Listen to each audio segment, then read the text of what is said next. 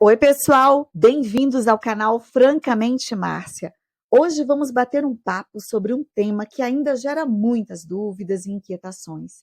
Sim, eu estou falando sobre o TDAH na infância. Esse é um assunto complexo e por isso acaba gerando bastante confusão. Então vale a pena a gente conversar francamente sobre esse assunto. Eu sou Márcia Lira, neuropsicopedagoga e especialista em TDAH. E hoje vamos desmistificar alguns conceitos errados sobre o TDAH. Para começar, sabemos que quando queremos aprender mais sobre um determinado assunto, é comum buscarmos informações na internet, não é verdade? E realmente a internet salva a gente muitas vezes. Lá conseguimos obter muitas respostas rápidas que nos ajudam no dia a dia. Mas o problema é que muitas vezes também encontramos desinformações, ou seja, informações distorcidas e equivocadas. Sendo assim, temos que ter cautela com as fontes das informações, porque nem sempre são confiáveis. Então, eu escolhi falar sobre 3 mitos que são bastante disseminados, mas que não têm fundamento científico. Vamos lá? Mito 1. O TDAH é invenção da indústria farmacêutica. Quando usamos o termo invenção, basicamente queremos dizer que o TDAH não existe. E isso não é verdade. Há evidências científicas suficientes de que o TDAH é um transtorno real que afeta mecanismos físicos e psicológicos nas pessoas com essa condição. Além disso, os déficits causados pelo transtorno podem trazer sérios prejuízos à vida da pessoa. Por exemplo, uma criança com TDAH pode ter dificuldades em se concentrar nas aulas, o que afeta seu desempenho escolar, social e funcional. Ou seja, é real e não é uma invenção sem pé nem cabeça. O fato é que o TDAH é um transtorno neurobiológico que afeta o cérebro, especialmente uma área chamada córtex pré-frontal, que é responsável por funções executivas, como planejamento, controle de impulsos, tomada de decisões, capacidade de resolução de problemas, entre outras habilidades. As alterações resultam de 3 problemas: déficit de dopamina e noradrenalina, e essas são substâncias químicas do cérebro que ajudam na comunicação entre as células nervosas. No TDAH, há um déficit dessas substâncias em certas áreas do cérebro, o que dificulta a transição entre áreas frias e quentes. Além disso, há uma perda de ativação e pouco recrutamento das áreas frontais do cérebro. Essas são áreas importantes e não são ativas, não são tão ativas em pessoas com TDAH.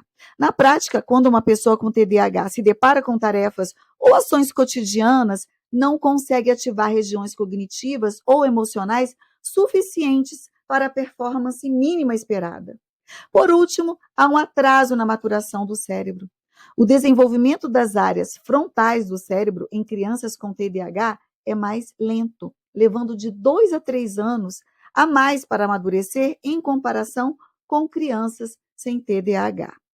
Essas características ajudam a explicar por que pessoas com TDAH podem ter dificuldades com atenção, organização, planejamento, tomada de decisões e controle de impulsos, porque as alterações encontram-se em áreas responsáveis por essas habilidades. Mito 2. O TDAH é causado pela má educação dada pelos pais. Os estudos científicos mostram que, embora o ambiente social possa influenciar na maneira como o TDAH se manifesta e se desenvolve, ele não causa o transtorno. Então, pais podem respirar aliviados. Porém, um ambiente disfuncional pode piorar os sintomas do transtorno. Por outro lado, um ambiente ajustado, que apoia a criança de acordo com suas necessidades, pode minimizar os sintomas. Por exemplo, uma criança com TDAH pode se beneficiar muito de uma rotina estruturada e de apoio emocional em casa. É como dar um mapa para o cérebro seguir adequadamente. Mito 3. O TDAH é culpa do excesso de telas. Bom, o que sabemos é que o excesso de telas pode piorar os sintomas, mas definitivamente não causa o transtorno. É importante ressaltar que, devido aos déficits de dopamina, a tendência ao vício é algo bastante possível. Mas o TDAH não é causado pelo excesso de telas. Hoje, já temos codificado no DSM-5 o transtorno do jogo, que é o vício em jogos. Esse é um transtorno caracterizado por dois fenômenos, a tolerância e a abstinência. A tolerância se refere à necessidade de passar cada vez mais tempo nas telas. Já a abstinência se refere à reação excessiva durante o período sem o uso. Muitas vezes, a pessoa reage de forma agressiva, inclusive. Então, o TDAH não é causado pelo uso de telas, mas é comum vermos crianças e adolescentes com TDAH ficarem viciadas em videogame, por exemplo. Resumindo, o TDAH não é causado por um ambiente adverso, ou por má educação, ou por excesso de telas. Então, qual a origem do TDAH? Bom, o TDAH é causado por diversos fatores, entre eles os genéticos e os riscos biológicos. Os fatores genéticos são responsáveis por 77% da possibilidade de a pessoa desenvolver características. Crianças com TDAH têm 5 vezes mais chances de ter irmãos ou pais com características semelhantes. Já os riscos biológicos envolvem a prematuridade, o baixo peso ao nascer e o uso de álcool ou tabaco durante a gestação.